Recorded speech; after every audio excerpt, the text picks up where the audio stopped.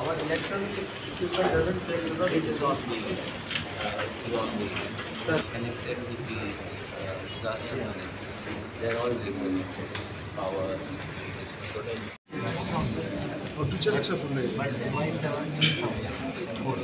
but and they are actually doing not only the rescue, dropping the material because it's better to on the road, but also sometimes the roads are functioning. They are like balloon population. So we have done that. Sir, today, 50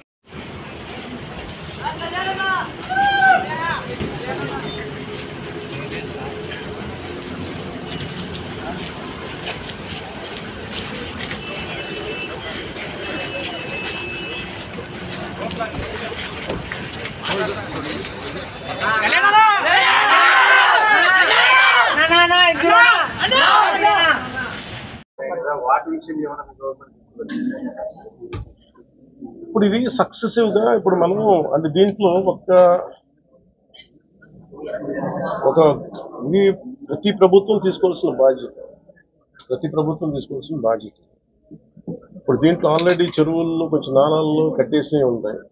అసలు ముందస్తుగా వ్యవస్థలు కనుక చాలా బలంగా పనిచేస్తూ ఉంటే permissions లేకుండా ఎప్పటికప్పుడు అది ఒక విచిత్రమైన పరిస్థితుల్లో అందరూ వదిలేస్తాం, నీళ్లు రావట్లేదు అని. ఎఫ్టీఎల్ మన హైదరాబాద్లో కూడా చూస్తున్నాం కదా, ఫుల్ ట్యాంక్ లెవెల్లో ఉన్న చోట్ల రావులని చెప్పి లాస్ట్ 20 years రాలేదని చెప్పి ఇల్లు కట్టేశారు. ఇప్పుడు సరదాగా మన ఎప్పుడు ఈ జలవనరుల శాఖ ఎప్పటికప్పుడు ఇది కట్టద్దు, పర్మిషన్స్ ఇవ్వద్దు అని అంటుంది. మళ్ళీ కానీ దాన్ని స్థానిక మున్సిపాలిటీలు కావచ్చు, కార్పొరేషన్స్ కావచ్చు ఇచ్చేసిన పరిస్థితుల్లో మీరు హైదరాబాద్ చూస్తుంటారు. మనకు కూడా అలాంటి పరిస్థితులు ఉన్నాయి. ఇది సక్సెసివ్గా జరుగుతూ ఉండింది. దీన్ని ఎట్లా అడ్రస్ చేయాలనేది ఇది ఒక సోషల్ ఇష్యూ కూడా ఉంది. దీన్ని ఎలా చేయాలి, అంత కొంత ఎడ్యుకేట్ చేసి కొంత అవగాహన తీసుకొచ్చి ఒక ప్రత్యామ్నాయం కల్పించి దీన్ని ఖచ్చితంగా అడ్రస్ చేయాలి.